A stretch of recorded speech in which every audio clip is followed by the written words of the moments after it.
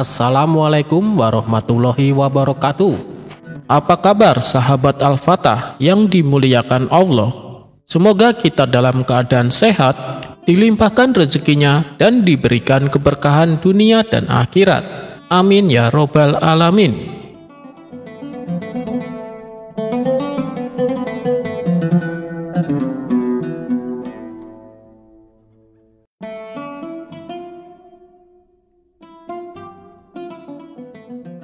Dikisahkan, Abu Nawas baru saja mendapat hadiah sepatu yang istimewa. Hadiah tersebut ia dapatkan dari sahabatnya yang kini hidup di negeri seberang. Karena model dan warnanya sangat indah, Abu Nawas sangat mengagumi hadiah sepatunya. Hingga akhirnya terbesit niat Abu Nawas untuk memamerkan kepada kawan-kawan tongkrongannya. Maka pergilah Abu Nawas ke warung, tempat biasa mereka berkumpul. "Sepatumu indah sekali Abu Nawas, baru kali ini aku melihatnya, ada sepatu yang demikian indah." Begitulah ucapan kawan-kawannya memuji sepatu baru yang dikenakan Abu Nawas. Hingga pada suatu malam, Abu Nawas mengalami nasib yang sial. Pasalnya, sepatu yang sangat dibanggakan dicuri oleh maling. Abu Nawas baru menyadari hal itu saat di keesokan paginya, di mana ketika ia melihat pintu rumah sudah dalam keadaan terbuka. Kesialan Abu Nawas ternyata tak berhenti sampai di situ. Kambing-kambing ternaknya juga ikut hilang dicuri maling. Hal ini membuat sang istri menjadi emosi. Ia menyalahkan Abu Nawas dan ngomel tanpa henti. "Makanya kalau mau tidur, periksa dulu pintunya. Gara-gara kamu lupa kunci pintu, barang-barang di rumah kita pada hilang," omel sang istri. Abu Nawas hanya diam dan tertunduk lesu, karena bagaimanapun ini adalah memang kesalahan dirinya. Tidak lama kemudian, tiba-tiba datanglah beberapa pengawal istana. "Tuan Abu, Anda diperintahkan ke istana sekarang juga," kata salah satu pengawal. "Apa tidak ada hari lain? Hari ini aku lagi banyak masalah," balas Abu Nawas ketus. "Ini perintah Baginda Raja Tuan Abu," ujar pengawal istana. Akhirnya, dengan terpaksa, Abu Nawas memenuhi panggilan Baginda Raja. Singkat cerita, sampailah Abu Nawas di istana. "Wahai Abu Nawas, kenapa mukamu terlihat kesal?" tanya Baginda Raja. "Tidak Paduka, itu hanya perasaan Paduka saja," jawab Abu Nawas berbohong. Padahal saat itu Abu Nawas dalam suasana tidak karuan. "Katakan saja Paduka, apa tujuan Paduka mengundang saya?" tanya Abu Nawas. "Begini, aku ada tugas penting untukmu. Kalau kau berhasil melakukannya, aku akan memberimu hadiah. Tapi kalau gagal, kau akan mendapat hukuman," kata Baginda Raja. "Iya, katakan saja, apa tugasnya?" balas Abu Nawas menahan emosi. "Tugasnya adalah kamu harus bisa membuat kuda saya tertawa," jawab Baginda Raja. Tanpa pikir panjang, Abu Nawas langsung meminta supaya menghadirkan kudanya. Ia pun mendekatkan kupingnya ke mulut si kuda, seolah-olah ia sedang mendengar kalau kuda tersebut berbisik kepadanya. Melihat perilaku Abu Nawas ini, Baginda Raja pun merasa heran. "Wahai Abu Nawas, apa yang kuda itu bisikan padamu?" tanya Baginda Raja penasaran. Abu Nawas pun menjawab, "Ia memberitahu saya Paduka, katanya ia bisa tertawa, tapi jika melihat Paduka berlari dengan satu kaki." Tentu saja hal ini tak mungkin Baginda Raja lakukan, apalagi dengan kondisi badannya yang gemuk. "Kau jangan mengada-ada Abu Nawas, jangan mempermainkan aku," bentak Baginda Raja. Abu Nawas yang biasanya takut dengan bentakan Baginda Raja, kali ini ia berani membalas. "Begitu juga dengan Paduka, jangan mempermainkan saya dengan tugas yang tidak masuk akal. Aku tak butuh hadiah, aku mau pulang sekarang," kata Abu Nawas sambil berlalu. Reaksi kasar Abu Nawas ini sempat membuat prajurit istana menjadi emosi dan hendak menangkapnya. Tapi oleh Baginda Raja dicegah. "Biarkan dia pulang," kata Baginda Raja. "Tapi Paduka, dia sudah bersikap tidak sopan kepada Paduka," ujar prajurit istana. "Sudah, biarkan saja. Karena sepertinya Abu Nawas sedang ada masalah. Coba cari tahu apa penyebabnya," perintah Baginda Raja. Tak butuh waktu lama, akhirnya pengawal istana mendapatkan informasi bahwa Abu Nawas rumahnya telah kemalingan. Si pengawal pun lalu melaporkan kepada Baginda Raja. "Oh, itu penyebabnya. Sekarang cari siapa pelaku pencurinya dan tangkap serta seret ke penjara," perintah Baginda Raja. Kemudian, dalam tempo 2 hari, si pelaku berhasil ditangkap beserta barang-barang curiannya. Lalu Baginda Raja mengutus pengawal istana untuk mengembalikan sepatu dan kambing milik Abu Nawas. Betapa bahagianya hati Abu Nawas, sepatu kesayangannya bisa kembali. Begitu juga dengan kambing-kambing ternaknya. Namun di balik rasa kebahagiaannya, Abu Nawas merasa bersalah akibat tindakannya yang telah bersikap tidak sopan. "Ternyata Baginda Raja sangat peduli dengan masalahku," gumam Abu Nawas. Dan untuk menebus rasa bersalahnya, ia datang ke istana menemui Baginda Raja.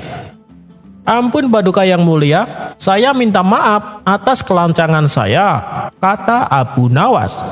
Baginda Raja pun memaafkan, tapi dengan syarat ia harus bisa menghibur dirinya. Akhirnya dengan tingkah dan wajah konyolnya, Abu Nawas mempersembahkan beberapa cerita lucu. Baginda Raja dan seisi ruangan istana tertawa terpingkal-pingkal dibuatnya.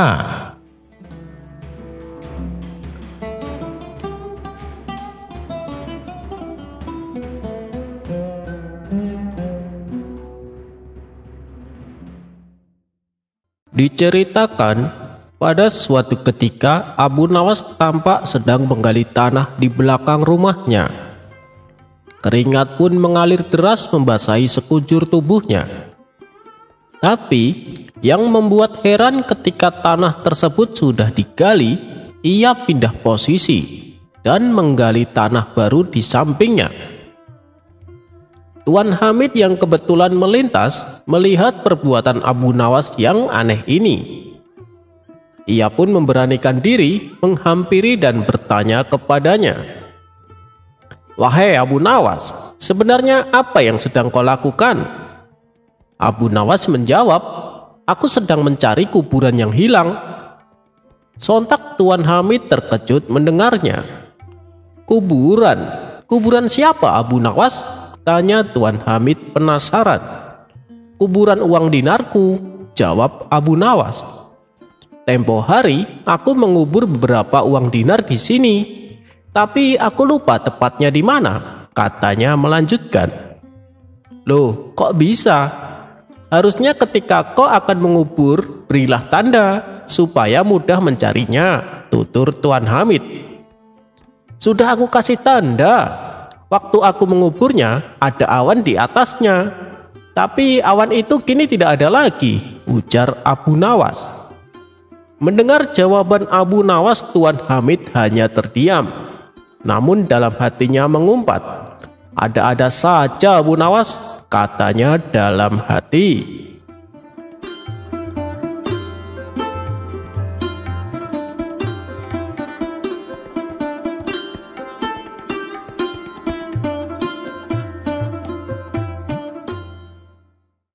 Karena seringnya begadang sampai lupa waktu, kini Abu Nawas dilarang istrinya keluar rumah. Jangankan tongkrongan malam, di saat siang hari pun tidak diperbolehkan. Kalau sampai melanggar larangan tersebut, istrinya mengancam akan pulang ke rumah orang tuanya. Akhirnya dengan berat hati Abu Nawas menuruti perkataan istrinya. Seminggu pun berlalu. Abu Nawas mulai terlihat jenuh dengan suasana di rumahnya. Dan untuk mengusir kejenuhannya, Abu Nawas melakukan aktivitas membelah kayu-kayu yang ia dapatkan dari hutan. Suatu hari, sang istri berkata kepadanya, "Wahai suamiku, rasanya aku ingin makan daging ayam. Pergilah ke pasar untuk membelinya." Kesempatan ini tak disia-siakan Abu Nawas. Ia pun segera mengabulkan permintaan istrinya. "Tapi awas, jangan sampai tongkrongan dengan kawan-kawanmu," ancam sang istri. Maka pergilah Abu Nawas ke pasar. Di tengah perjalanan ia bertemu sahabatnya. "Hei, Abu Nawas, kenapa sekarang jarang kelihatan? Kami semua kangen dengan ceritamu," kata sahabatnya itu. "Iya, baru-baru ini aku ada kesibukan yang tak bisa aku tinggalkan," balas Abu Nawas berpura-pura. "Oh, begitu. Mumpung kamu bisa keluar, ayo kita ngumpul di warung. Di sana sudah banyak kawan kita menunggu," ajak sahabatnya. Awalnya Abu Nawas menolak, tapi karena terus-terusan didesak, ia pun akhirnya ikut juga. Sesampainya di warung, Abu Nawas disambut hangat oleh kawan-kawannya. Lalu mereka ngobrol ngalur ngidul dengan diselingi canda dan tawa. Karena saking asiknya ngobrol, Abu Nawas sampai lupa waktu. Dan ketika waktu sudah menjelang sore, ia baru teringat akan pesan sang istri. "Waduh, celaka. Bisa-bisa istriku ngambek pulang ke rumah orang tuanya. Mana aku belum beli ayam lagi," kata Abu Nawas dalam hati. "Hei, Abu Nawas, kenapa kau terlihat gelisah?" tanya sahabatnya. "Begini, aku lupa belum beli ayam. Kira-kira jam segini masih ada nggak ya yang buka?" kata Abu Nawas kebingungan. "Jangan khawatir, aku punya banyak ayam di rumah," balas sahabatnya. "Bener nih, ayo kita ke rumahmu sekarang," timpal Abu Nawas. Setelah berhasil mendapatkan ayam, Abu Nawas masih terlihat gelisah. Ia pun terus memutar otaknya supaya sang istri tidak jadi marah. Tiba-tiba muncullah ide yang cemerlang. Abu Nawas yang tadinya membeli 1 ekor ayam, kini ditambah menjadi 4 ekor ayam. "Kau serius Abu Nawas? Tapi bagaimana cara kau membawanya?" tanya kawannya. "Kan aku bisa minta bantuan kamu. Aku membawa 2 ekor, kamu juga membawa 2 ekor, jawab Abu Nawas. Kawannya pun setuju dan ikut membawakan ayamnya.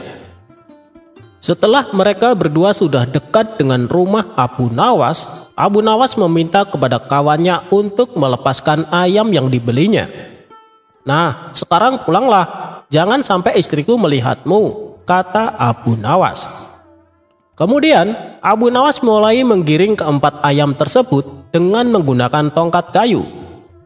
Ketika akan memasuki halaman rumah, Abu Nawas berteriak, "Ayo, ayo, cepetan jalan, sebentar lagi sudah sampai rumah." Mendengar ada suara teriakan suaminya, istri Abu Nawas pun segera keluar. Rupanya sang istri sudah sangat emosi dan sudah mengemasi baju-bajunya untuk pulang ke rumah orang tuanya. Tapi begitu melihat Abu Nawas menggiring ayam, ia malah tertawa dan tidak jadi marah.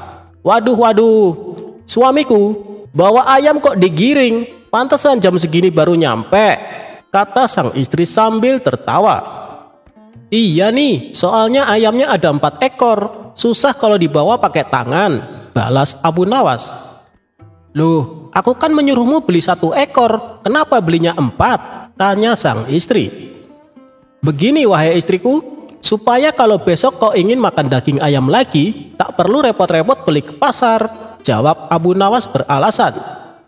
Mendengar hal itu, sang istri pun bertambah bahagia. "Rupanya suamiku sangat pengertian," kata sang istri dalam hati.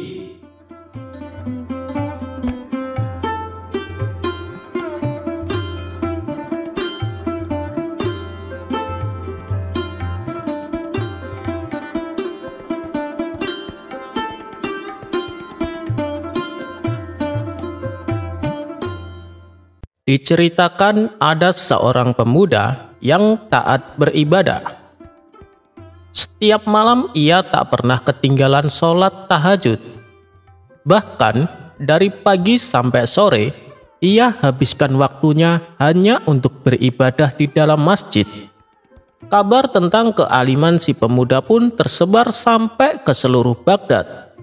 Abu Nawas yang mendengar kabar tersebut penasaran dengan sosok pemuda alim itu. Hingga akhirnya diam-diam Abu Nawas mendatangi masjid di mana si pemuda biasa melakukan ibadahnya.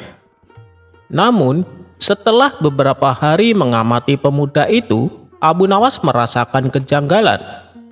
Karena si pemuda menghabiskan waktunya hanya untuk beribadah dan tidak mau bekerja. Abu Nawas pun lalu menghampirinya. "Hai pemuda, engkau habiskan seluruh waktumu hanya untuk beribadah. Lalu dengan cara apa engkau makan?" tanya Abu Nawas. "Para warga sudah menjamin kebutuhanku. Mereka selalu memberiku makanan secara bergantian," jawab si pemuda. "Bukankah lebih baik jika kau bekerja, supaya kau bisa makan tanpa harus membebani warga?" tutur Abu Nawas. "Untuk apa capek-capek bekerja? Dengan menghabiskan waktu untuk beribadah, Allah sudah menjamin kebutuhanku," balas si pemuda. "Tapi bukan dengan cara seperti ini. Caramu itu salah," timpal Abu Nawas. "Kau berani menyalahkan aku beribadah? Hebat sekali kamu. Sedangkan warga di sini, mereka justru memuliakanku dan mereka dengan ikhlas memberiku makanan," tegas si pemuda. "Baiklah, lalu apa yang kau harapkan dari ibadahmu?" tanya Abu Nawas. "Tentu saja aku menginginkan surga," jawab si pemuda. "Ya, itu saat di akhirat nanti. Kalau di dunia, apa yang kau harapkan?" tanya Abu Nawas kembali. "Dengan ibadahku ini, aku yakin dengan keajaiban Allah. Suatu saat aku pasti memperoleh kekayaan tanpa harus bekerja, sehingga aku bisa lebih giat beribadah," jelas si pemuda. Mendengar hal itu, Abu Nawas hanya bisa geleng-geleng kepala. Ia pun pergi meninggalkan si pemuda. Setibanya di rumah, Abu Nawas memikirkan cara untuk menyadarkan si pemuda. Tiba-tiba terbesit di benaknya sebuah ide yang konyol. Esok paginya ia kembali mendatangi si pemuda. "Hei anak muda, kemarin yang kau katakan ada benarnya juga. Kalau kita rajin beribadah, Allah akan memberi keajaiban pada kita. Karena di kebunku tiba-tiba tumbuh pohon uang," tutur Abu Nawas. Si pemuda pun tertegun mendengarnya. "Bolehkah aku melihat pohonmu itu?" tanya si pemuda. "Tentu saja boleh, bahkan aku berniat memberikannya padamu," ujar Abu Nawas. "Benarkah tuan? Ayo kita ke tempat kebun milik tuan," ajak si pemuda tak sabar. Maka mereka berdua segera berangkat menuju kebun Abu Nawas. Sesampainya di sana, si pemuda tak mendapati pohon uang yang diceritakan oleh Abu Nawas. "Mana pohonnya?" tanya si pemuda. "Itu dia," jawab Abu Nawas sambil menunjuk pohon kurma yang masih kecil. "Itu kan pohon kurma, mana mungkin bisa keluar uang," ujar si pemuda. "Bentuknya memang seperti pohon kurma, tapi nanti kalau sudah besar dan berbuah akan menghasilkan uang," jelas Abu Nawas. "Baiklah, lalu apa yang harus aku lakukan?" tanya si pemuda. "Kau rawatlah pohon kecil itu supaya menjadi besar. Caranya, kau siram air tiap pagi dan sore," jawab Abu Nawas. Sejak saat itulah si pemuda mulai giat bekerja. Di samping ia tekun beribadah, ia juga rajin merawat pohon kurma. Setelah 6 bulan kemudian, pohon kurma itu pun menjadi besar dan berbuah sangat banyak. Akan tetapi si pemuda merasa kecewa dan berkata kepada Abu Nawas, "Anda pembohong tuan, saya sudah capek-capek merawat pohon itu, tapi tak ada uang yang keluar," kata si pemuda merasa kesal. "Bukankah buah kurma itu uang? Kau petik semuanya dan jualah ke pasar," saran Abu Nawas. Karena sudah terlanjur bersusah payah, si pemuda pun melakukan apa yang disarankan. Dan benar saja, Setelah semua buah kurmanya laku terjual, ia mendapatkan uang yang lumayan banyak. Seketika, rasa kecewa si pemuda terobati. Wajahnya menjadi ceria dan bahagia. "Bagaimana? Apakah kau masih berminat untuk merawat pohon kurma?" tanya Abu Nawas. "Iya Tuan Abu, saya masih berminat," jawab pemuda itu penuh semangat. "Nah, begitu dong, ibadah tetap harus kita jalankan, tapi kita juga harus bekerja. Rasulullah sendiri selain berdakwah, beliau juga bekerja untuk mencari nafkah. Padahal kalau Rasulullah mau, beliau tinggal berdoa tanpa bekerja, dan apapun keinginan beliau pasti akan dikabulkan. Tapi beliau ingin memberi contoh kepada umatnya bahwa mencari nafkah itu juga hukumnya wajib. Apalagi kalau bekerja diniatkan ibadah, misalnya untuk menafkahi keluarganya, dan selebihnya untuk bersedekah, maka akan mendapatkan dua keuntungan, yaitu keuntungan secara materi dan juga keuntungan pahala," tutur Abu Nawas. Setelah mendengar penuturan Abu Nawas, si pemuda pun mulai menyadari atas kekeliruannya, dan ia berjanji mulai saat itu ia akan rajin beribadah dan juga rajin bekerja.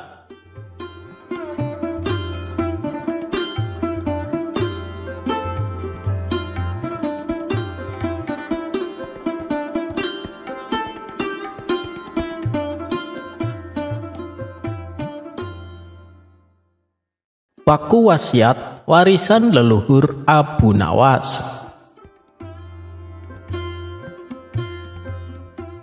Dikisahkan Abu Nawas mempunyai seorang tetangga yang rumahnya berdempetan dengan rumah Abu Nawas. Tetangga ini bernama Abu Jahil. Ia berhasrat sekali ingin membeli rumah Abu Nawas. Namun, tak ada sedikit pun niatan Abu Nawas untuk menjual rumahnya tersebut. Berbagai macam rayuan dan bujukan Abu Jahil tak membuat Abu Nawas tergiur. Ia tetap teguh pada pendiriannya. "Bagaimana suamiku? Apakah Abu Nawas bersedia menjual rumahnya?" tanya sang istri kepada Abu Jahil. "Sepertinya dia tidak akan menjualnya. Padahal sudah aku tawar dengan harga tinggi, tapi dia tidak tergiur," jawab Abu Jahil. "Wahai suamiku, kita harus bisa mendapatkan rumah Abu Nawas, entah dengan cara apapun, supaya rumah kita menjadi besar dan luas," ucap sang istri. Setelah berpikir agak lama, akhirnya Abu Jahil mendapatkan ide yang super jahat. "Wahai istriku, kita bikin supaya Abu Nawas tidak betah tinggal di sini. Dengan begitu, dia pasti akan menjual rumahnya," usul Abu Jahil. "Bagaimana caranya?" tanya sang istri penasaran. "Kita kerjain saja Abu Nawas setiap hari," jawab Abu Jahil. Maka mulai sejak saat itu, mereka suka membuat kesal Abu Nawas terus-menerus, hingga menimbulkan percekcokan. Pernah suatu hari, ketika Abu Nawas hendak pulang ke rumah, ia berjalan melewati rumah Abu Jahil. Tiba-tiba diguyur seember air oleh Abu Jahil. Sontak saja hal ini membuat Abu Nawas marah. "Woi, kurang ajar, kamu benar-benar keterlaluan Abu Jahil," kata Abu Nawas penuh emosi. Akibatnya terjadilah pertengkaran sengit antara Abu Jahil dan Abu Nawas. Mendengar ada kegaduhan, para tetangga pun segera datang untuk melerai mereka. "Lihatlah yang dilakukan Abu Jahil kepadaku," teriak Abu Nawas dalam kondisi basah kuyup. "Sabar Abu Nawas, sabar, jangan terbawa emosi. Mungkin saja Abu Jahil melakukan itu tanpa sengaja," ujar salah satu tetangganya. "Kalian selalu saja membelanya. Setiap kali dia berbuat jahat kepadaku, kalian menganggapnya tidak sengaja. Lalu apa maksudnya?" ucap Abu Nawas sangat kesal. Karena kecewa, akhirnya Abu Nawas langsung masuk ke dalam rumah. Setibanya di rumah, ia duduk di kursi dan termenung. "Aku sudah tidak betah tinggal di sini. Setiap hari Abu Jahil membuatku kesal. Kalau diladenin, pasti ujung-ujungnya selalu ribut. Tidak ada jalan lain kecuali aku menjual rumah ini dan membeli rumah lagi di tempat lain, pikir Abu Nawas. Di hari berikutnya, Abu Nawas mengumumkan kepada para tetangga dan kawan-kawannya bahwa dia berniat menjual rumah dan menjauh dari tetangganya itu. Beberapa orang dari mereka menasehati, menjual rumah itu rugi Abu Nawas, carilah solusi lain. Namun Abu Nawas tetap bertekad menjual rumahnya karena dia ingin hidup tenang. Kabar tentang akan dijual rumah Abu Nawas sampai juga ke telinga Abu Jahil. Wahai istriku, ada kabar gembira. Akhirnya Abu Nawas bersedia menjual rumahnya. Kita harus segera membelinya sebelum keduluan orang lain. Rencanaku ternyata berhasil, kata Abu Jahil kegirangan. Tapi apa mungkin Abu Nawas mau menjualnya kepada kita? Tanya sang istri. Itu soal gampang, kita turuti saja berapa harga permintaannya, nanti kita tambahin, ujar Abu Jahil. Ya sudah, pergilah dan temui Abu Nawas. Minta maaflah kepadanya dan tambahkan penyesalanmu. Lalu mintalah dia untuk menjual rumahnya kepadamu, saran sang istri. Maka pergilah Abu Jahil menuju rumah Abu Nawas. Setibanya di sana, ternyata sudah banyak orang yang berniat membelinya. Mereka rata-rata menawar dengan harga murah. Lalu ada salah satu dari mereka berani membayar sesuai permintaan Abu Nawas. Hampir saja Abu Nawas memberikannya, tapi langsung dicegah oleh Abu Jahil. Tunggu dulu Abu Nawas, jangan kau jual dulu. Aku tahu selama ini aku selalu membuatmu kesal. Aku sungguh-sungguh minta maaf. Aku tak menyangka kau akan sampai menjual rumahmu. Aku turut menyesal Abu Nawas, ucap Abu Jahil berpura-pura sedih. Bila engkau berkenan menjual rumahmu kepadaku, aku akan membelinya sesuai harga permintaanmu, rayu Abu Jahil. Sejenak Abu Nawas terdiam. Tapi aku akan menjualnya dengan harga mahal Abu Jahil, ujar Abu Nawas. Sudah, katakan saja kepadaku Abu Nawas, berapa harga yang kau minta, aku akan menambahinya, balas Abu Jahil. Baiklah, aku akan menjualnya kepadamu, tapi ada syaratnya, ucap Abu Nawas. Utarakan saja kepadaku apa syaratnya, tanya Abu Jahil. Jadi begini, di rumahku ini ada sebuah paku wasiat yang sangat berharga. Aku tidak akan memindahkannya, apalagi sampai menjualnya, karena paku tersebut adalah warisan dari ayahku, dan ayahku mendapatkan dari warisan kakekku. Paku itu sangat dibanggakan oleh kakek dan ayahku, sampai-sampai mereka berdua berwasiat kepadaku agar tidak boleh melalaikannya, tutur Abu Nawas menjelaskan. Semua orang yang hadir heran dan bertanya, sebuah paku? Apa kami tidak salah dengar Abu Nawas? Dengan percaya diri, Abu Nawas kembali berkata, ya benar, sebuah paku. Tapi itu bukan sembarang paku. Paku tersebut adalah paku warisan yang harus aku jaga. Aku bersedia menjual rumah asalkan paku tersebut tetap di tempatnya. Dengan demikian, kapan saja aku berhak melihat dan memastikan keberadaannya.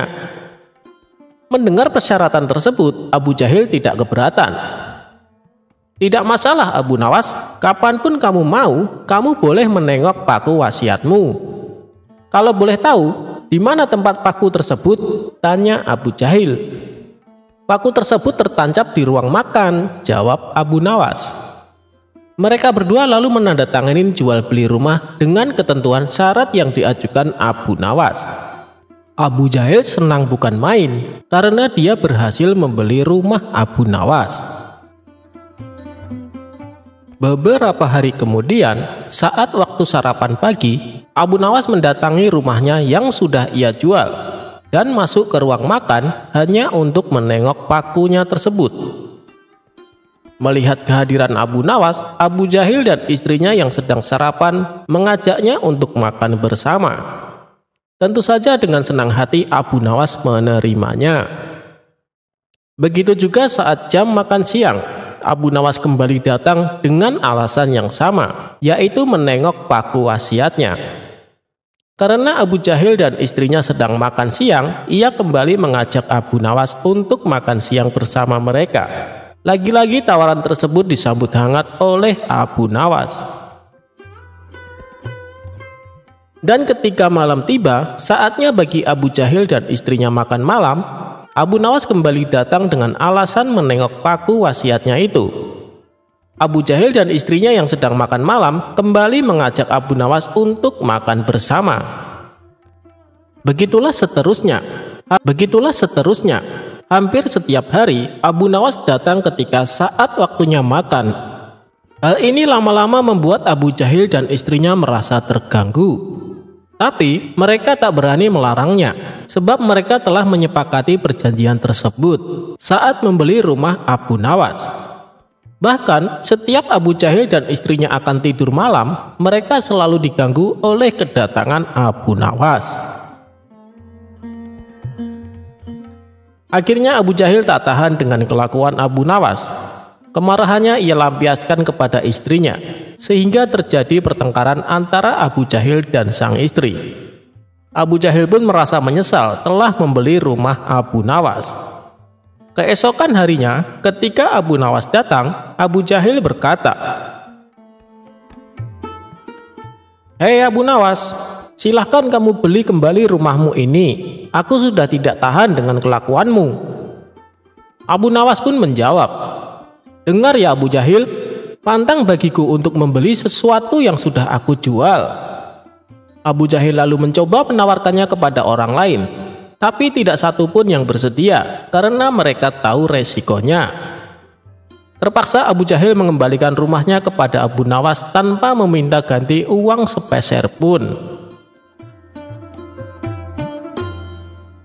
Abu Nawas dan kabar besok kiamat. Diceritakan, Abu Nawas memiliki hewan peliharaan. Di samping memiliki keledai sebagai tunggangannya, ia juga memelihara seekor kambing yang sangat gemuk dan besar. Tak pernah terlintas di benak Abu Nawas untuk menyembelihnya. Ia lebih menyukai kambingnya sebagai hewan peliharaan. Pada suatu hari, kawan-kawan Abu Nawas datang berkunjung ke rumahnya. Saat memasuki halaman rumah, mereka melihat kambing peliharaan Abu Nawas yang diikat di samping rumah. Abu Nawas menyambut hangat kawan-kawannya itu, dan setelah mengobrol, salah satu kawannya berkata kepada Abu Nawas, "Kambing punyamu hebat sekali Abu Nawas, gemuk dan sehat. Bagaimana kalau kita berpesta dan sembelih saja kambing itu?" usul kawan lainnya. "Ya, aku setuju. Dagingnya pasti enak dan lezat," timpal kawan satunya. Mendengar perkataan teman-temannya, Abu Nawas mencoba mengelak. "Kambingku itu tidak terlalu gemuk, belum begitu besar," kata Abu Nawas beralasan. Bagaimanapun, Abu Nawas sangat menyayangi kambingnya. Ia tidak sampai hati kalau sampai disembelih. "Hei Abu Nawas, apa kamu tidak dengar kabar kalau besok akan kiamat? Kambingmu juga tidak akan bertambah gemuk," kata teman-temannya. "Ya Abu Nawas, besok akan kiamat, kita sembelih saja kambingnya," sahut yang lainnya. Mereka terus saja mendesak Abu Nawas agar bersedia kambing kesayangannya disembelih. Abu Nawas pun mulai kesal mendengar perkataan teman-temannya yang memaksa. "Baiklah, besok kita akan pesta di pantai. Daging kambingnya kita bakar dan kita makan sama-sama," tutur Abu Nawas. Keesokan harinya, Abu Nawas dan teman-temannya berangkat menuju sebuah pantai. Setibanya di sana, Abu Nawas berkata, "Kalian bersenang-senang saja dahulu, biar aku yang memasaknya." Mendengar itu, teman-temannya kegirangan dan mereka segera melepas baju untuk berenang di tepian pantai. Saat mereka tengah berenang, diam-diam Abu Nawas mengambil baju semua temannya. Abu Nawas pun mulai menyembelih kambing dan mengulitinya. Lalu ia membakar semua baju temannya untuk memanggang daging kambing tersebut. Selesai berenang, teman-temannya kebingungan mencari baju. "Hei Abu Nawas, kamu melihat baju kami tidak?" tanya temannya. "Oh iya, tadi aku waktu kesini lupa membawa kayu bakar. Sebagai gantinya, aku bakar baju kalian untuk memanggang daging kambing ini," ujar Abu Nawas. "Kamu gila ya Abu Nawas? Masa kami pulang dalam keadaan telanjang?" ucap mereka. "Percayalah padaku, kalian sudah tidak akan membutuhkan baju, karena kata kalian hari ini akan kiamat bukan?" timpal Abu Nawas. Teman-temannya hanya bisa bengong mendengar jawaban Abu Nawas. Mereka tak mungkin memarahi Abu Nawas, karena yang dilakukan Abu Nawas akibat perkataan mereka sendiri. Setelah selesai makan, mereka terpaksa pulang tanpa memakai baju, dan di sepanjang perjalanan mereka ditertawakan oleh para warga yang melihatnya.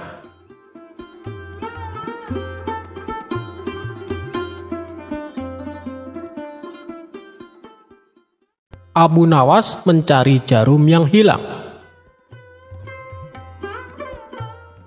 Alkisah, pada suatu hari Abu Nawas mencari sesuatu di halaman rumahnya yang penuh dengan pasir. Ternyata Abu Nawas mencari jarum.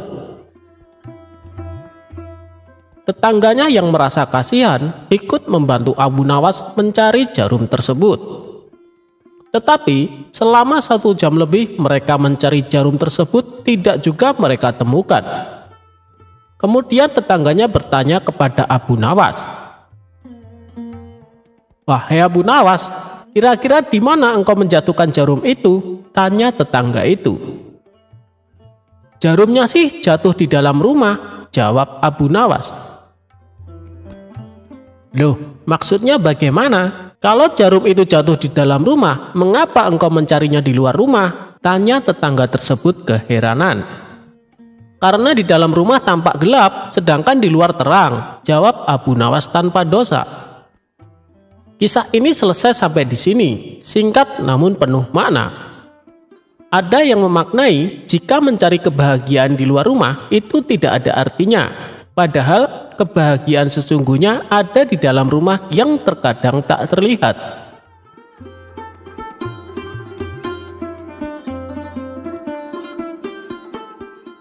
Abu Nawas menipu malaikat untuk menghindari pertanyaan kubur.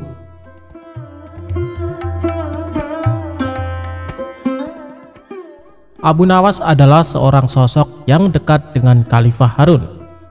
Semasa hidupnya, Abu Nawas dikenal sebagai orang yang cerdik, jahil, dan kerap membuat orang sekitarnya jengkel. Tidak hanya pada manusia, kejahilan Abu Nawas juga pernah terjadi kepada malaikat. Dia mengelabui malaikat Mungkar dan Nakir ketika Abu Nawas wafat. Hal ini bermula ketika Abu Nawas menjadi buronan sang raja yang ketika itu marah kepadanya. Para pasukan mencari Abu Nawas atas perintah raja agar ditangkap dalam keadaan hidup atau mati. Setelah mencari kesana kemari, pasukan sang raja nihil menangkap Abu Nawas dan kembali pulang ke kerajaan.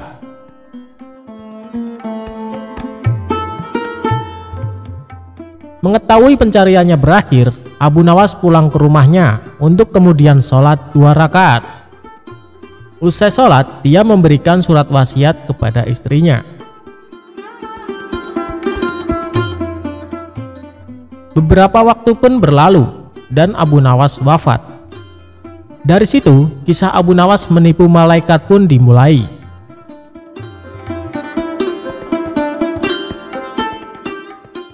Sebelum wafat, Abu Nawas memberikan wasiat agar istrinya mengkafaninya. Alih-alih memintanya dengan yang baru, dia minta agar ketika wafat dipakaikan kain kafan usang, jelek atau lusuh. Kain kafan tersebut seolah-olah seperti kain kafan orang yang sudah lama meninggal. Berdasarkan kisah yang sudah turun-menurun, diceritakan kalau Abu Nawas pun sudah berada di alam kubur. Namun, kebingungan melanda malaikat Mungkar dan Nakir. Tugas malaikat tersebut adalah menanyakan atau menguji keyakinan orang yang sudah meninggal. Mereka bingung karena arwah tersebut menggunakan kain kafan kotor dan lusuh, tidak seperti orang yang baru meninggal. Kedua malaikat itu pun berdebat, apakah orang tersebut merupakan penghuni lama atau baru di alam kubur. Setelah berdebat panjang, kedua malaikat bersepakat untuk menanyakan keimanan arwah tersebut. Man robuka, atau siapa Tuhanmu? Tanya malaikat mungkar.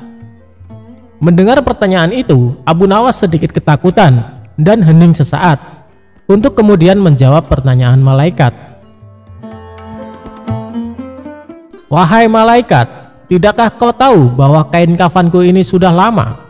Bukan orang yang baru meninggal dunia, jawabnya. Mendengar jawaban itu, malaikat makin dibuat bingung dan terdiam.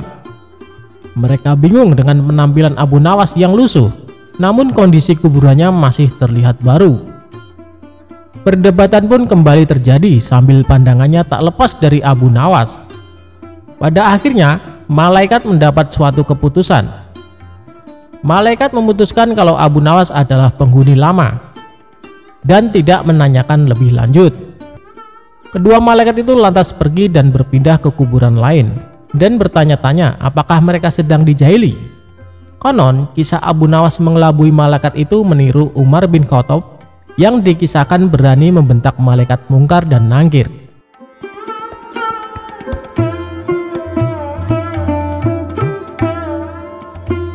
Abu Nawas sembuhkan sakit cintanya sang pangeran.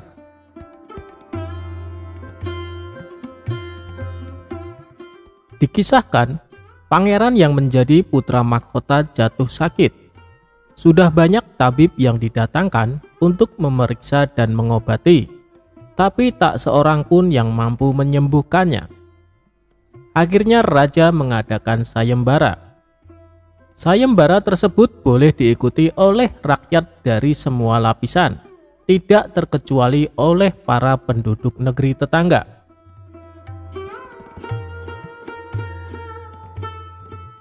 Sayembara yang menyediakan hadiah menggiurkan itu, dalam waktu beberapa hari berhasil menyerap ratusan peserta.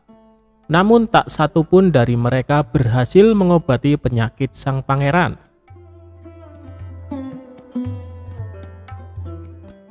Akhirnya sebagai sahabat dekat, Abu Nawas menawarkan jasa menolong putra mahkota. Baginda Raja pun menerima usul itu dengan penuh harap. Abu Nawas sadar bahwa dirinya bukan tabib atau dokter. Maka dari itu, ia tidak membawa peralatan apa-apa. Tabib yang ada di istana tercengang melihat Abu Nawas yang datang tanpa peralatan yang mungkin diperlukan. Mereka berpikir, mungkinkah orang macam Abu Nawas ini bisa mengobati penyakit sang pangeran? Sedangkan para tabib terkenal dengan peralatan yang lengkap saja tidak sanggup. Bahkan penyakitnya tidak terlacak. Merasa bahwa seluruh perhatian tertuju padanya, Abu Nawas tidak begitu mempedulikannya. Ia dipersilahkan memasuki kamar pangeran yang sedang terbaring. Dia menghampiri sang pangeran dan duduk di sisinya. Abu Nawas dan sang pangeran saling pandang. Beberapa saat kemudian setelah memeriksa keadaan pangeran, Abu Nawas malah meminta permintaan yang aneh. Ia berkata, "Saya membutuhkan seorang pria tua yang di masa mudanya sering mengembara ke pelosok negeri." Permintaannya pun dikabulkan oleh kerajaan. Orang tua yang diinginkan Abu Nawas didatangkan. Orang tua itu duduk di sebelah Abu Nawas untuk memenuhi permintaannya. Sebutkan satu persatu nama-nama desa di daerah selatan, perintah Abu Nawas kepada orang tua itu. Ketika orang tua itu menyebutkan nama-nama desa di bagian selatan, Abu Nawas menempelkan telinganya ke dada sang pangeran. Kemudian Abu Nawas memerintahkan agar menyebutkan bagian utara, barat, dan timur. Setelah semua bagian negeri disebutkan, Abu Nawas mohon agar diizinkan mengunjungi sebuah desa di sebelah utara. Raja pun merasa terkejut dengan permintaan Abu Nawas. "Aku mengundang kamu ke sini bukan untuk bertamasya," kata raja. "Hamba tidak bermaksud berlibur yang mulia," jawab Abu Nawas. "Tetapi aku belum paham," sahut raja. "Maafkan hamba Paduka yang mulia, kurang bijaksana rasanya bila hamba jelaskan sekarang," jelas Abu Nawas. Abu Nawas pun pergi selama 2 hari.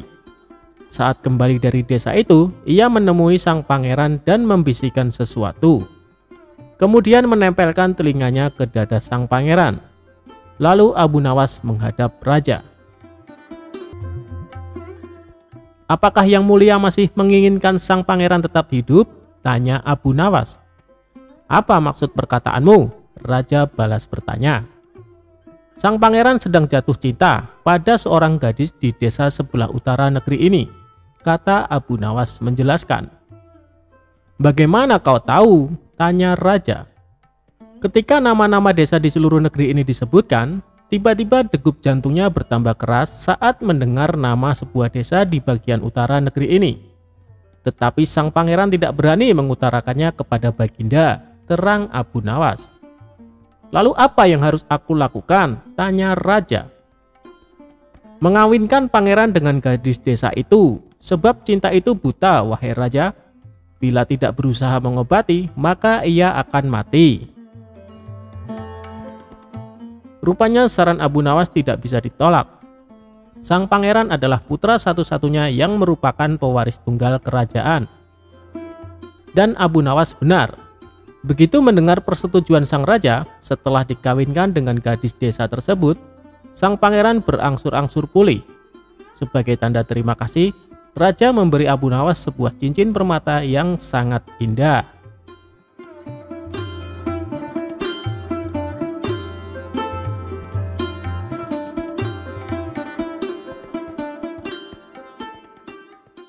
Abu Nawas dapat hadiah melimpah.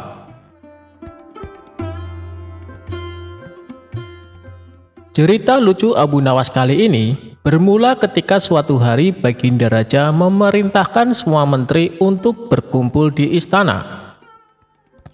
Setelah semua bawahannya itu berkumpul, Baginda Raja lalu menyampaikan maksudnya. "Kalian semua aku undang ke sini karena ada beberapa hal yang ingin aku sampaikan. Yang pertama, aku ucapkan terima kasih kepada kalian karena selama ini kalian telah bekerja keras ikut membantu mengurus negeri yang kita cintai ini," kata Baginda Raja. "Dan yang kedua, hari ini adalah hari jadi negeri kita. Jadi sebagai rasa terima kasihku, kalian semua akan mendapat hadiah," lanjutnya. Mendengar hal itu, para menteri bersorak kegirangan. "Terima kasih Paduka yang mulia," kata salah seorang menteri. Di tengah suasana penuh kegembiraan, tiba-tiba salah satu menteri bertanya, "Paduka yang mulia, bukankah Abu Nawas juga sering membantu menangani masalah yang ada di negeri kita ini? Dia juga sering menghibur Paduka yang mulia, tapi kenapa dia tidak diundang?" Seketika Baginda Raja tersadar bahwa dirinya hampir saja melupakan seseorang yang sangat dikagumi akan kecerdikannya. "Terima kasih wahai menteriku, kau telah mengingatkanku," balas Baginda Raja.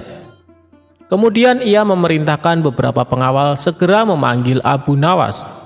Tidak berapa lama, datanglah Abu Nawas ke istana menghadap Baginda Raja. Sesaat Abu Nawas sempat terkejut karena yang terlihat tidak seperti biasanya. Seluruh menteri istana berkumpul tanpa ada satupun yang absen. "Ampun Paduka yang mulia, ada gerangan apa Paduka memanggil hamba? Sepertinya ada masalah yang serius," tanya Abu Nawas. "Tidak ada masalah apa-apa Abu Nawas, justru ini adalah hari yang penuh kebahagiaan," balas Baginda Raja.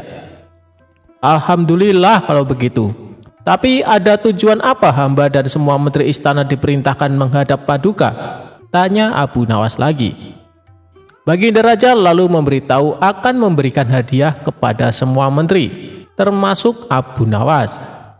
Hadiah yang akan dibagikan tersebut sebagai wujud terima kasih kepada orang-orang yang telah berjasa ikut andil mengurus negeri dan rakyat. Kemudian Baginda Raja mengajak Abu Nawas dan semua menteri memasuki ruangan besar yang penuh perhiasan emas. Saat ini kuhadiahkan kepada kalian sebuah kebebasan sampai waktu yang telah aku tentukan. Silahkan peganglah apa yang besar yang ada di dalam ruangan ini. Dan apa yang berhasil kalian pegang akan menjadi milik kalian, teriak Baginda Raja. Spontan para menteri berhamburan mencari sesuatu yang disenangi. Masing-masing berebut menyentuh perhiasan paling besar agar bisa menjadi miliknya. Sedangkan Abu Nawas sendiri hanya terdiam. Ia sama sekali tidak ikut memperebutkan hadiah. Abu Nawas tetap berdiri di samping Baginda Raja. Melihat hal itu, Baginda Raja menjadi heran. "Hei Abu Nawas, kenapa diam saja? Kau tidak butuh hadiah emas?" tanya Baginda Raja. Ditanya seperti itu, Abu Nawas justru cengengesan sambil terus menatap Baginda Raja. Tanpa diduga, dari belakang Abu Nawas memeluk Baginda Raja sangat erat. "Hei Abu Nawas, apa-apaan ini? Apa yang kau lakukan?" teriak Baginda Raja kesakitan. Baginda Raja berusaha berontak, namun Abu Nawas makin erat memeluknya hingga tidak berdaya melakukan sesuatu. "Abu Nawas, kau sudah gila ya? Lepaskan aku!" teriak Baginda Raja lagi. Kali ini Baginda Raja berontak sekuat tenaga dan akhirnya Abu Nawas terpental jatuh. Ketika Abu Nawas hendak berdiri dan beranjak, Baginda Raja mengumumkan bahwa waktu yang ditentukan telah habis. Dari seluruh menteri terlihat masing-masing memegang beberapa perhiasan emas yang berhasil didapatkan. "Emas yang ada di tangan kalian sepenuhnya adalah milik kalian. Silahkan dibawa pulang," kata Baginda Raja.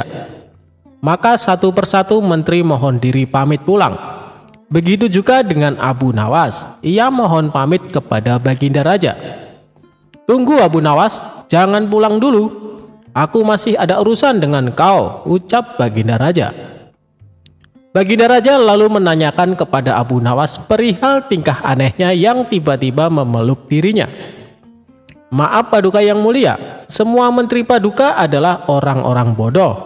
Mereka lebih memilih beberapa harta Paduka. Padahal jika mereka memilih Paduka, niscaya mereka akan memiliki semua harta itu," ucap Abu Nawas. "Aku melihat semua harta Paduka sangat aku sukai, hingga rasanya sayang sekali jika aku hanya memilih salah satunya. Maka aku memeluk Paduka yang mulia, agar Paduka menjadi milikku dan aku bisa memiliki semuanya," imbuhnya menjelaskan. "Maksudmu bagaimana Abu Nawas?" tanya Baginda Raja kebingungan. "Begini Paduka yang mulia, kebanyakan manusia bodoh di dunia ini lebih memilih harta dunia ketimbang pemilik sejatinya, yaitu Allah Subhanahu wa Ta'ala. Banyak manusia berlomba-lomba hanya untuk mendapatkan sebagian kecilnya saja. Padahal kalau dia mau memilih dan memiliki Allah, niscaya bukan hanya semua yang ada di muka bumi ini yang akan menjadi miliknya, melainkan Allah pun akan menjadi miliknya. Jika Allah telah menjadi miliknya, semuanya akan ia dapatkan. Itulah alasan saya kenapa hamba memeluk Paduka. Dengan begitu, hamba telah memiliki Paduka. Jadi semua yang Paduka miliki kini menjadi milikku juga, termasuk istana dan harta seisinya," papar Abu Nawas sambil cengengesan. "Kamu memang cerdik Abu Nawas," puji Baginda Raja. Maka sebagai hadiahnya, Baginda Raja mempersilahkan Abu Nawas untuk memilih sendiri. Ia mempersilahkan Abu Nawas mengambil hadiah sebanyak yang diinginkan. Akhirnya, tanpa bersusah payah, Abu Nawas bisa mendapatkan hadiah emas yang lebih banyak daripada menteri-menteri istana.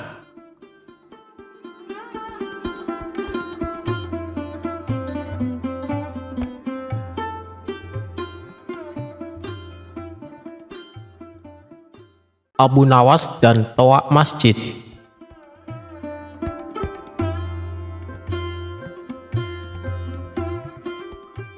Sudah seminggu Abu Nawas pusing gara-gara perseteruan kepala distrik Karadah dengan imam masjid setempat. Rais Al-Dairah Ismail Al-Barmasi Al-Baghdadi, penguasa distrik Karadah di Baghdad Selatan, membuat aturan semua masjid di daerah kekuasaannya hanya boleh menyalakan pengeras suara maksimal 30 menit. Dia berdalih, selain suara azan yang merdu dan syahdu, suara-suara lain hanya membuat bising dan mengganggu masyarakat. Apalagi jika pengeras suara diaktifkan sejak pukul 3 dini hari, padahal subuh baru tiba pukul 5. Rais Ismail Al-Barmasi sebenarnya hanya ingin bersikap bijak dan menampilkan Islam dalam penuh kesejukan. Meski Muslim adalah mayoritas, banyak juga penganut Kristen, Sabi'in, Yahudi, terutama Majusi tinggal di Karadah. Bayangkan jika orang-orang yang tidak ada hubungannya dengan kewajiban sholat subuh ini harus terganggu. Kita sering bilang Islam adalah rahmatan lil alamin, agama yang penuh kasih sayang kepada seluruh makhluk. Tapi bagaimana mau disebut rahmat jika menara-menara masjid mereka menebar suara bising di luar azan sekencang-kencangnya 5 kali sehari, sejak pagi buta sampai pagi buta lagi? Suara azan itu bagus, harus terus kita kumandangkan. Tapi suara-suara di luar azan itu, tanya Ismail dengan bijak. Tapi tidak semua masyarakat menerima argumentasi Ismail. Syekh Yunus, imam masjid terbesar di Karadah, menolak keras. Syekh Yunus berdalih menggunakan pengeras suara adalah bagian dari agama, dan karena itu penggunaannya tidak boleh dibatasi. Dia tidak peduli saat diberitahu pengeras suara adalah bid'ah. Bilal di zaman Nabi tidak pernah menggunakan pengeras suara. Dia tak peduli apakah suara bising dari menara masjid mengganggu tidur masyarakat non-muslim atau tidak. Pokoknya dia yakin semakin keras suara dakwah di menara, semakin kencang dia terbang ke surga. Sebenarnya tak hanya non-muslim yang terganggu, kaum muslim di Karadah juga banyak yang terganggu. Maklum, sejak pukul 3 pagi suara Syekh Yunus sudah mengudara. Padahal suara tak terlalu merdu juga. Hanya saja karena tubuh Syekh Yunus tinggi besar. Lagi pula dia selalu berteriak-teriak setiap kali diajak berdiskusi. Penduduk Karadah lebih memilih diam. Untuk membuat suasana Baghdad kondusif, Baginda Raja seperti biasa memerintahkan Abu Nawas untuk mengatasi kemelut ini. Dia tak mau kemelut itu menular ke distrik lain, lalu politik Baghdad jadi riuh. Tugas inilah yang membuat pujangga Baghdad itu awalnya pusing. Tapi bukan Abu Nawas jika tak bisa mengatasi persoalan ini. Diam-diam sejak 5 hari lalu, dia mulai sholat berjamaah di masjid pimpinan Syekh Yunus. Semua gerak-gerik imam masjid itu dia perhatikan. Pujangga cerdik ini mengikuti setiap aktivitas Syekh Yunus layaknya seorang intelijen profesional. Syekh Yunus tentu saja tidak tahu kalau dirinya diawasi.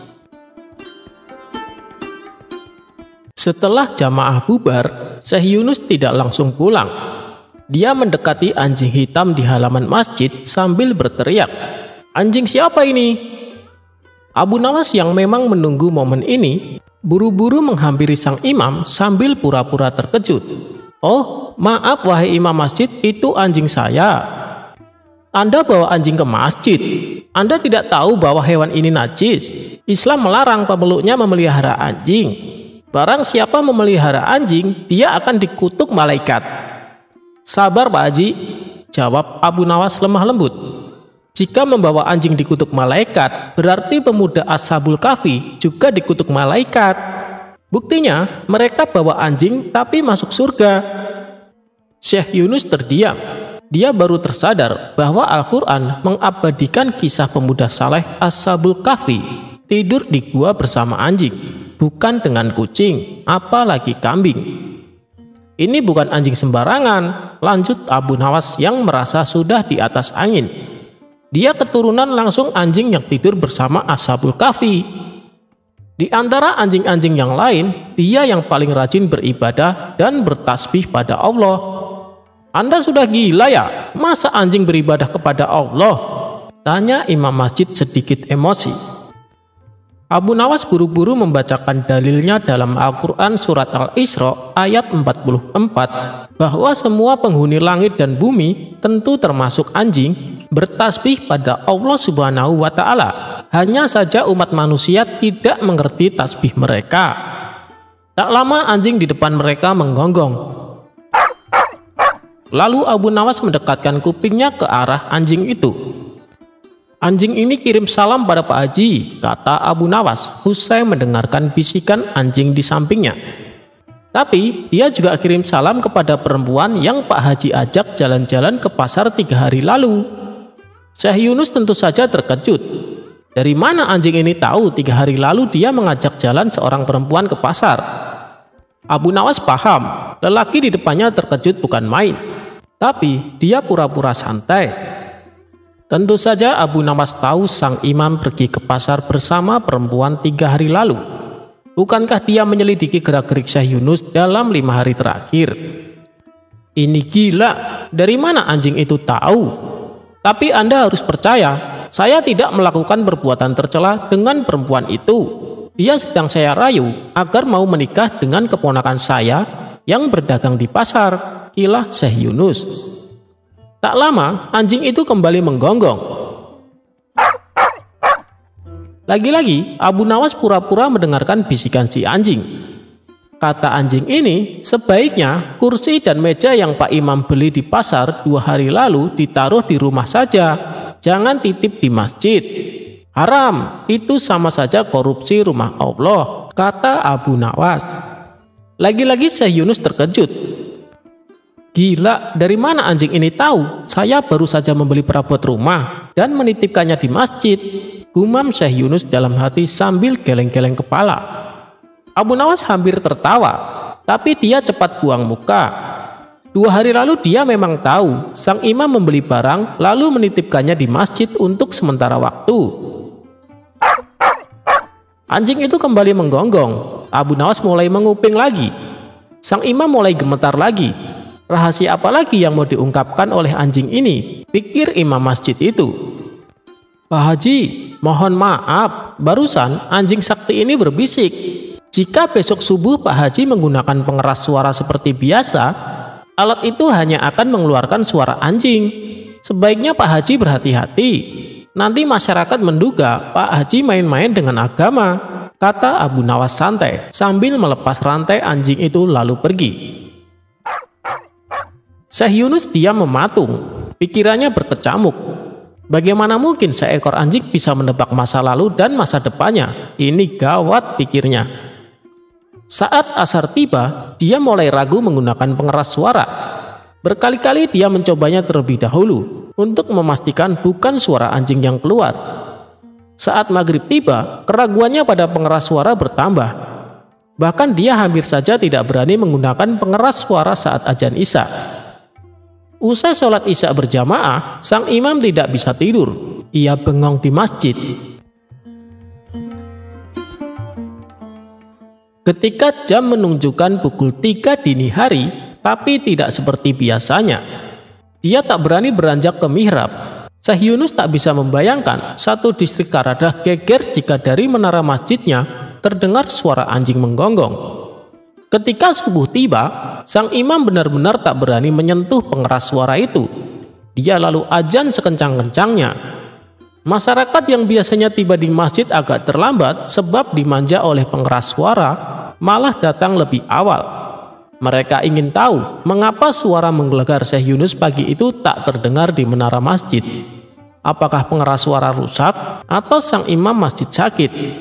Lebih heran lagi saat mereka melihat Syekh Yunus azan tanpa pengeras suara. Usai sholat, jamaah mengepung sang imam yang bingung. Apa yang harus dia jawab? Jika dikatakan pengeras suara rusak, jamaah akan tahu ia bohong. Tapi jika dikatakan dia sengaja tak menggunakan pengeras suara, khawatir hanya suara anjing yang keluar, dia bisa dianggap gila. Abu Nawas ngakak sendiri di belakang jamaah, tapi dia tak tega mempermainkan sang imam. "Wahai Syekh Yunus yang mulia, perhatikan baik-baik," jelas Abu Nawas dengan nada bijak. "Siapa bilang menggunakan pengeras suara adalah bagian dari agama? Buktinya, tanpa pengeras suara, jamaah malah datang lebih awal. Bahkan sholat berlangsung dengan khidmat. Suara Pak Imam malah terdengar asli dan berwibawa." Syekh Yunus menyimak. Para jamaah terdiam. Sholat kita pagi ini membuktikan betapa Islam adalah rahmatan lil alamin. Orang-orang di luar Islam tidak terganggu seperti biasanya, tapi kita malah datang ke masjid lebih awal. Karena iman yang kuat dalam dada Anda semua tetap bisa bangun dan pergi ke masjid tanpa pengeras suara sekalipun. Lanjut Abu Nawas. Sebelum pergi, Abu Nawas menyampaikan salam dari anjing untuk Syekh Yunus. "Pak Haji, dapat salam dari anjing. Kata dia, besok pagi silahkan pakai lagi pengeras suara itu, tapi hanya untuk azan dan sholat. Selebihnya hati-hati," kata Abu Nawas hampir ngakak.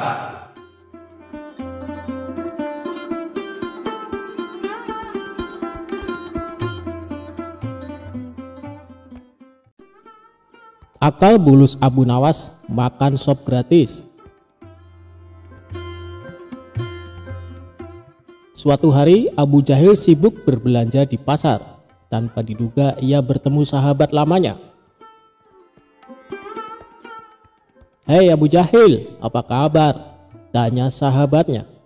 "Kabar baik, lama kita tak bertemu," balas Abu Jahil.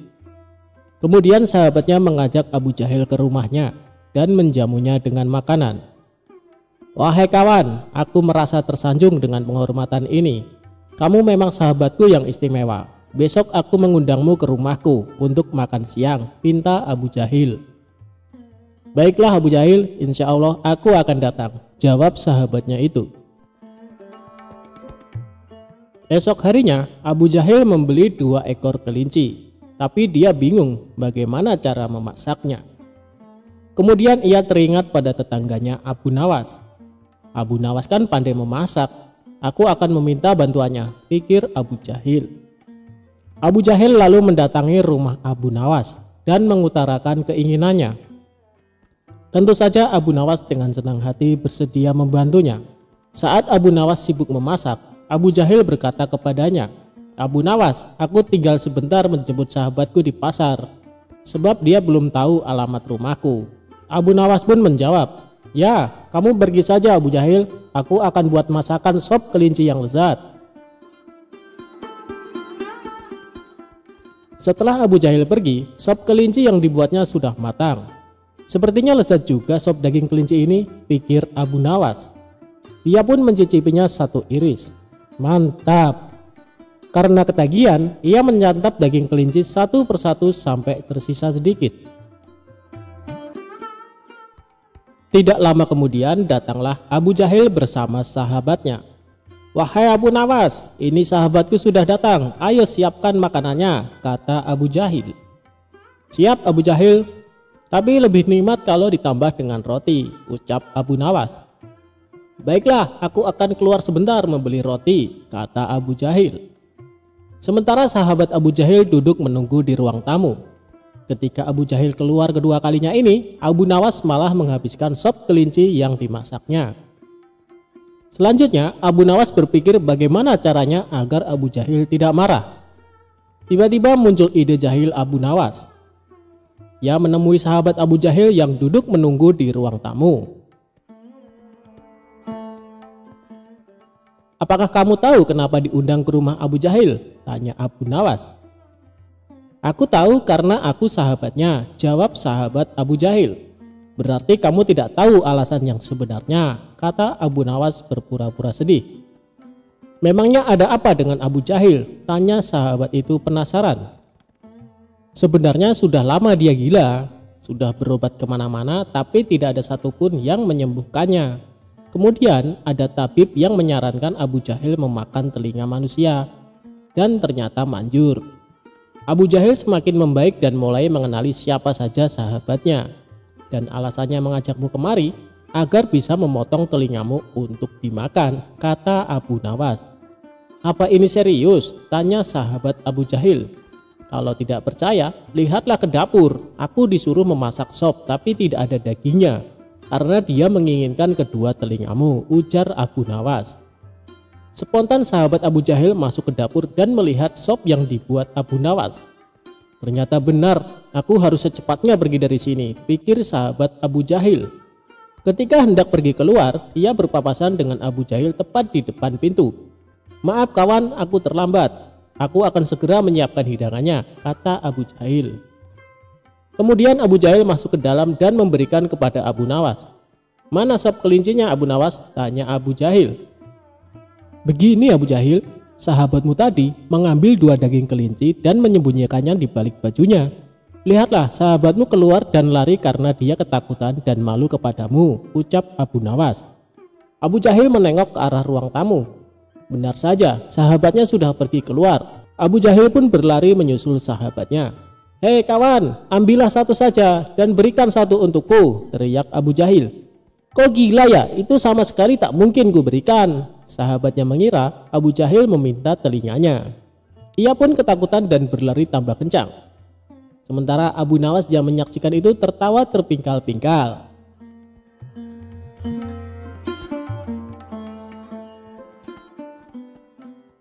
Paku wasiat warisan leluhur Abu Nawas.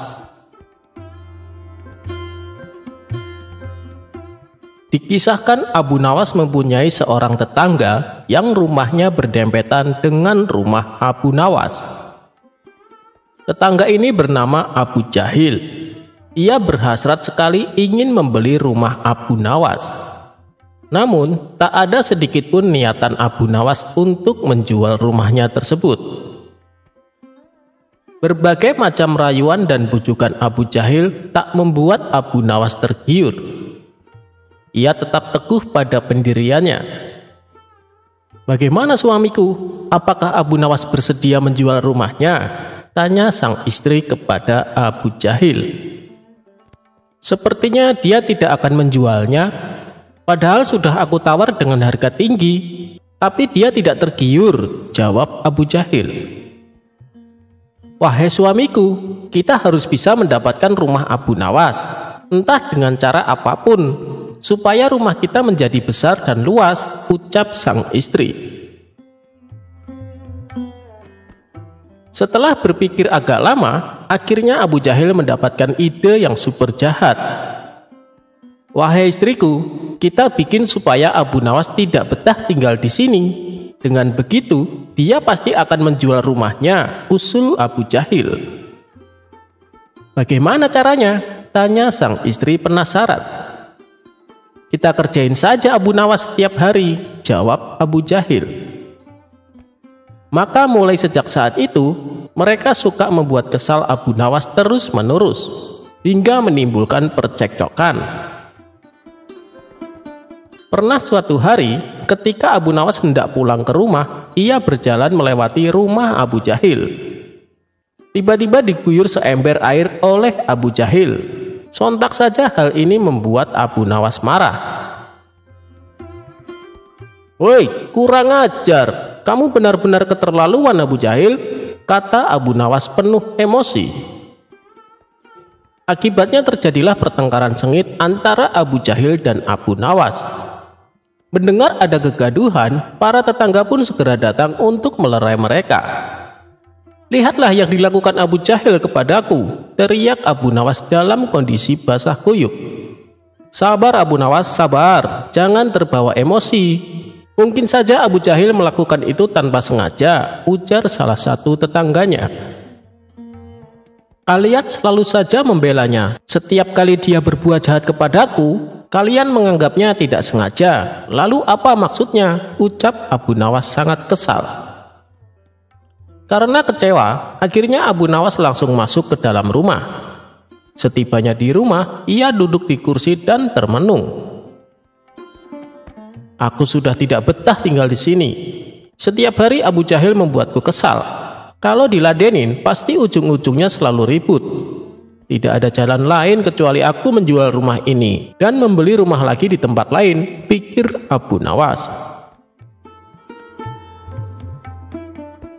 Di hari berikutnya, Abu Nawas mengumumkan kepada para tetangga dan kawan-kawannya bahwa dia berniat menjual rumah dan menjauh dari tetangganya itu. Beberapa orang dari mereka menasehati, menjual rumah itu rugi Abu Nawas, carilah solusi lain. Namun Abu Nawas tetap bertekad menjual rumahnya karena dia ingin hidup tenang. Kabar tentang akan dijual rumah Abu Nawas sampai juga ke telinga Abu Jahil. "Wahai istriku, ada kabar gembira. Akhirnya Abu Nawas bersedia menjual rumahnya. Kita harus segera membelinya sebelum keduluan orang lain. Rencanaku ternyata berhasil," kata Abu Jahil kegirangan.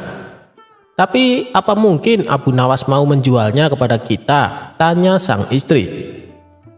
"Itu soal gampang, kita turuti saja berapa harga permintaannya, nanti kita tambahin," ujar Abu Jahil.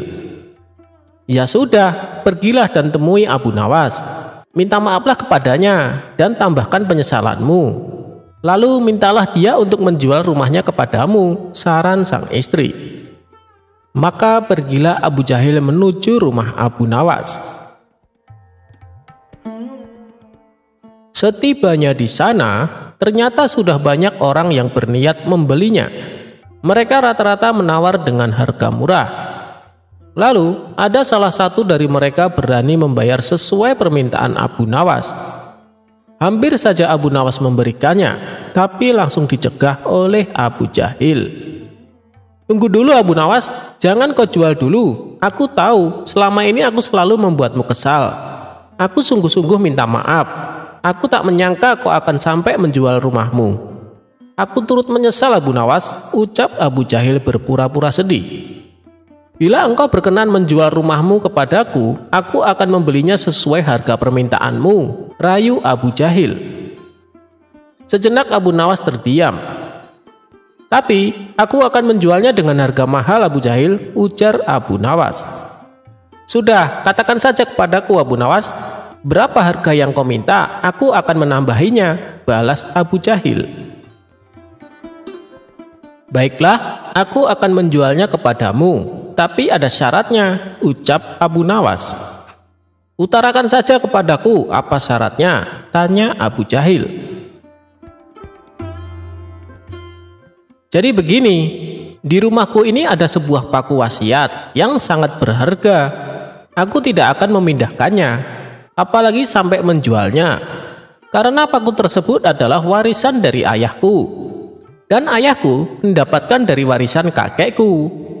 Paku itu sangat dibanggakan oleh kakek dan ayahku, sampai-sampai mereka berdua berwasiat kepadaku agar tidak boleh melalaikannya," tutur Abu Nawas menjelaskan. Semua orang yang hadir heran dan bertanya, "Sebuah paku? Apa kami tidak salah dengar Abu Nawas?" Dengan percaya diri, Abu Nawas kembali berkata, "Ya, benar, sebuah paku. Tapi itu bukan sembarang paku.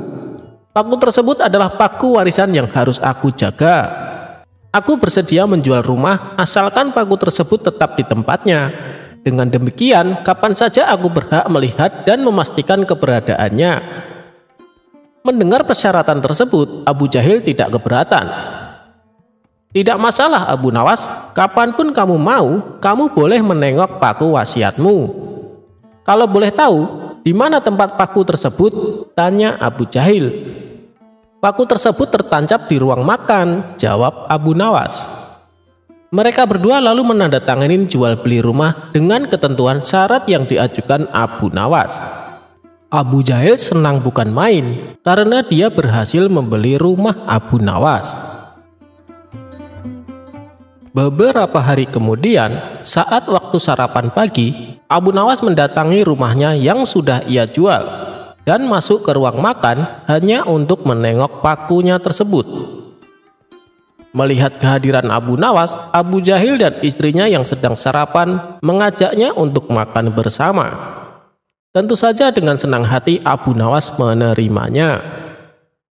Begitu juga saat jam makan siang, Abu Nawas kembali datang dengan alasan yang sama, yaitu menengok paku wasiatnya. Karena Abu Jahil dan istrinya sedang makan siang, ia kembali mengajak Abu Nawas untuk makan siang bersama mereka. Lagi-lagi tawaran tersebut disambut hangat oleh Abu Nawas.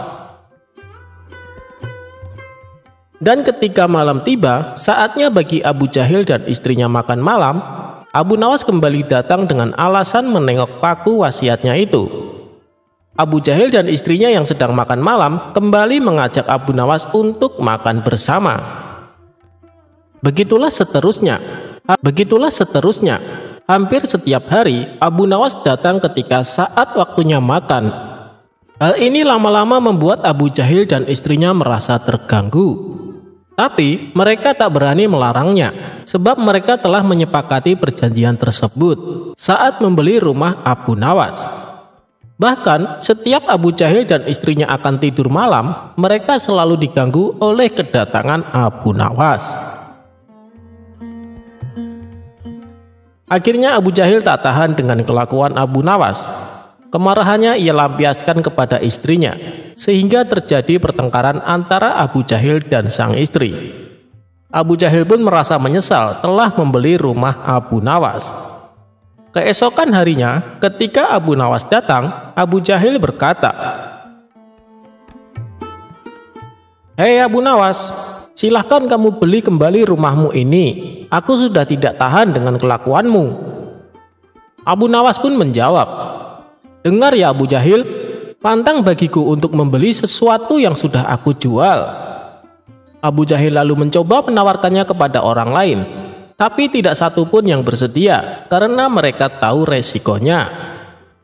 Terpaksa Abu Jahil mengembalikan rumahnya kepada Abu Nawas tanpa meminta ganti uang sepeser pun. Tipu daya si pengemis dan saudagar kaya.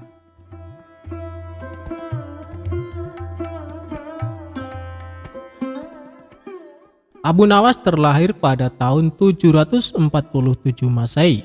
Nama lengkapnya adalah Abu Ali Al-Hasan bin Hani Al-Hakimi. Kepiawaian Abu Nawas dalam mencipta syair ketika itu nyaris tak tertandingi. Terbukti walaupun dalam keadaan mabuk, ia tetap mampu melahirkan mutiara-mutiara kata yang indah. Abu Nawas pun dikenal sebagai sosok sufi yang bijaksana dan kocak. Kisahnya lucu, mengocok perut, dan syarat akan suri tauladan.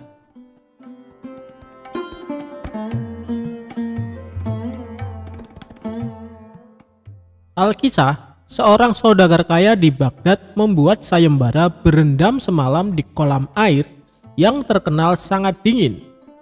Bagi siapa saja yang mampu berendam akan mendapat hadiah 10 dirham.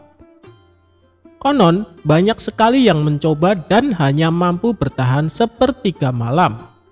Hingga datanglah seorang pengemis yang juga mencoba sayembara sang saudagar kaya.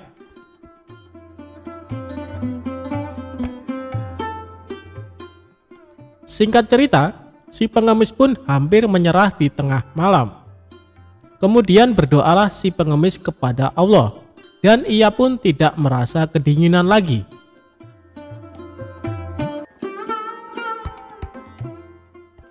Menjelang pagi, anak si pengemis mendatangi sang ayah karena khawatir dan menyalakan api di tepi kolam air, menemani si pengemis. Waktu sayembara pun berakhir. Pengemis bangkit dari kolam dan mendatangi sang saudagar kaya untuk meminta upahnya. Terjadilah perdebatan antara si pengemis dan sang saudagar. "Aku tidak mau membayar karena anakmu membuat api di tepi kolam. Kamu pasti tidak merasa kedinginan," ujar sang saudagar. "Panas api itu tidak sampai ke badan saya. Selain apinya jauh, saya kan berendam di dalam air. Bagaimana bisa api masuk ke dalam air?" sanggah si pengemis. Sang saudagar kaya bersikukuh tak ingin memberi hadiah. Lalu berceritalah si pengemis kisah pilunya kepada Abu Nawas. Abu Nawas mengatakan bahwa hadiah si pengemis akan datang esok hari.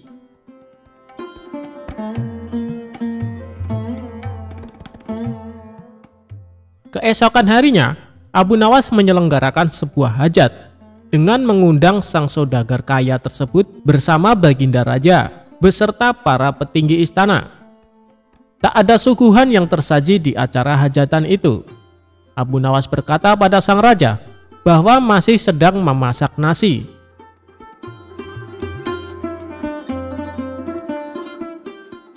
Setelah tak sabar menunggu, akhirnya sang raja dan saudagar kaya menghampiri Abu Nawas. "Hei Abu Nawas, mengapa kau mengipas-kipas api di bawah pohon?" tanya Baginda Raja. "Ya tuanku, hamba sedang memasak nasi," jawab Abu Nawas. Baginda Raja kebingungan bukan kepalang, karena Abu Nawas memasak nasi tanpa periuk nasi di atas api. Abu Nawas mendongakkan kepala sembari memberitahu keberadaan periuk nasi di atas pohon yang jauh dari api. Abu Nawas pun menjelaskan kisah sang pengemis sebagai perbandingan atas apa yang dilakukannya, bahwa api tidak bisa menanak nasi dengan periuk di atas pohon. Demikian, api di tepi kolam tidak akan menghangatkan air kolam. Akhirnya Baginda Raja memerintahkan saudagar kaya tersebut memberi upah si pengemis sebesar 100 dirham.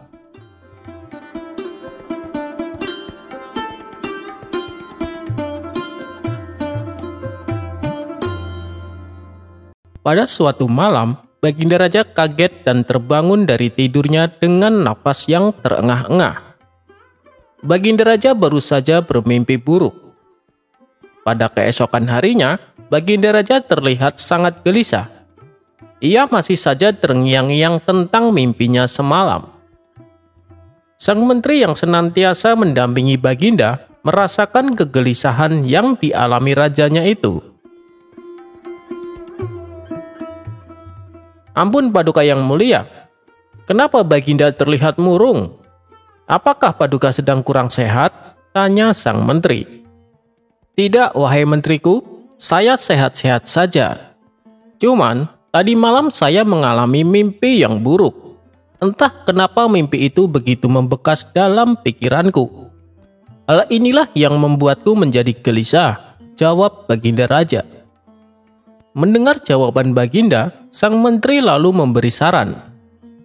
Lebih baik, Baginda utarakan saja mimpi tersebut kepada ahlinya. Kalau Baginda terus-menerus memendamnya, nanti mempengaruhi kesehatan Baginda, ujar sang menteri. "Iya, benar juga katamu, wahai menteriku. Panggilkan peramal istana untuk datang kemari," titah Baginda Raja. Singkat cerita, datanglah seorang peramal menghadap Baginda Raja. Lantas, Baginda Raja menceritakan mimpi yang dialaminya tadi malam. "Aku bermimpi aneh sekali. Di dalam mimpiku, aku melihat semua gigiku menjadi tanggal. Pertanda apakah itu?" tanya Baginda Raja. "Ampun Paduka yang mulia, mimpi yang dialami Baginda pertanda kurang baik. Mimpi itu berarti kesialan akan menimpa Baginda Raja. Karena menurut pengetahuan hamba, setiap gigi yang tanggal itu berarti seorang anggota keluarga Baginda akan meninggal dunia. Dan jika semua gigi tanggal, berarti kemalangan besar bagi Paduka yang mulia. Karena dalam waktu dekat ini, semua anggota keluarga Baginda akan meninggal dunia, kecuali Baginda sendiri," jelas si peramal. Ramalan pertanda buruk dari si peramal itu membuat Baginda Raja marah. "Penafsiran macam apa itu? Saya tidak suka," bentak Baginda Raja. Kemudian, Baginda Raja memerintahkan prajuritnya untuk memberi hukuman cambuk kepada si peramal. Di hari berikutnya, Baginda Raja kembali memanggil peramal yang lain. Maka datanglah si peramal menghadap Baginda Raja. Kepada si peramal kedua, Baginda kembali menceritakan mimpinya. "Kemarin malam, aku bermimpi aneh sekali. Di dalam mimpiku, aku melihat semua gigiku tanggal. Menurutmu, apa arti dari mimpiku semalam?" tanya Baginda Raja. Sebenarnya, peramal kali ini penafsirannya juga sama dengan peramal sebelumnya, yaitu bahwa dalam waktu dekat semua keluarga Baginda Raja akan meninggal. Akan tetapi karena ia takut dihukum cambuk, ia pun pura-pura memilih tidak tahu. Maaf Paduka yang mulia, kalau mimpi tentang gigi tanggal hamba kurang tahu. Karena keahlian hamba khusus membahas putar mimpi bertemu hewan besar ataupun makhluk halus, kata si peramal beralasan. Peramal macam apa kamu ini? Masa menafsir mimpi kayak gini saja tidak bisa? Prajurit, beri dia hukuman cambuk. Walhasil, akhirnya si peramal kena hukuman juga. Hari berikutnya, Baginda Raja kembali memanggil para peramal lainnya. Tapi karena takut kena hukuman, mereka tidak mau datang dengan alasan sakit. Namun, tiba-tiba saja datanglah Abu Nawas ke istana menghadap Baginda Raja. Abu Nawas, ada apa datang kemari? Tanya Baginda Raja. Hamba dengar Paduka sedang mencari peramal atas mimpi Paduka, tutur Abu Nawas. Ya benar Abu Nawas, tapi ramalan mereka semua malah membuatku jengkel, ujar Baginda Raja. Kalau boleh tahu, mimpi apa yang Paduka alami? Barangkali hamba bisa menafsirkannya, kata Abu Nawas percaya diri. Mana mungkin kamu tahu? Kamu itu kan bukan peramal atau ahli tafsir mimpi Abu Nawas, ucap Baginda Raja heran. Itu sih terserah Baginda saja. Mau percaya syukur, tidak percaya juga tidak apa-apa, jawab Abu Nawas enteng. Baginda Raja pun akhirnya menceritakan perihal mimpinya kepada Abu Nawas. Menurutmu, apa arti mimpiku tersebut? Tanya Baginda Raja kepada Abu Nawas. Abu Nawas tak langsung menjawabnya. Ia pun berpikir sejenak. Setahu saya, kalau mimpi gigi tanggal, berarti ada salah satu keluarganya yang akan mati. Sedangkan mimpi Baginda ini, giginya tanggal semua. Itu berarti, dalam waktu dekat semua keluarganya akan meninggal. Tapi, kalau saya sampaikan apa adanya, pasti Baginda Raja akan menghukum saya, pikir Abu Nawas dalam hati. Bagaimana Abu Nawas? Apakah kau sudah menemukan arti mimpiku? Tanya Baginda Raja kembali. Lalu dengan akal cerdiknya, Abu Nawas menjawab. Sudah Baginda Raja, berbahagialah Baginda. Mimpi Baginda tersebut pertanda Baginda adalah orang yang paling beruntung di dunia. Benarkah Abu Nawas? Mengapa demikian? Tanya Baginda Raja girang. Karena Paduka akan tetap hidup lama dari semua anggota keluarga Baginda, jawab Abu Nawas mantap. Mendengar perkataan Abu Nawas itu, tampaklah senyum mengembang di wajah Baginda Raja. Ia terlihat sangat puas dengan jawaban Abu Nawas. Tidak kusangka, ternyata kamu peramal yang hebat Abu Nawas. Dan sebagai hadiah atas kehebatanmu itu, kuhadiahkan 5 keping emas untukmu. Terimalah wahai Abu Nawas, kata Baginda Raja puas. Sebenarnya, kalau kita perhatikan, antara jawaban peramal-peramal dengan Abu Nawas itu sama saja. Yang membedakan adalah cara penyampaiannya. Peramal yang pertama berbicara apa adanya tanpa memikirkan akibatnya. Sedangkan Abu Nawas menjawab dengan lebih bijak, sehingga Baginda Raja pun merasa senang dan memberikannya hadiah. Pesan dari cerita ini, saat menyampaikan kebenaran, maka pakailah cara yang benar-benar bijak.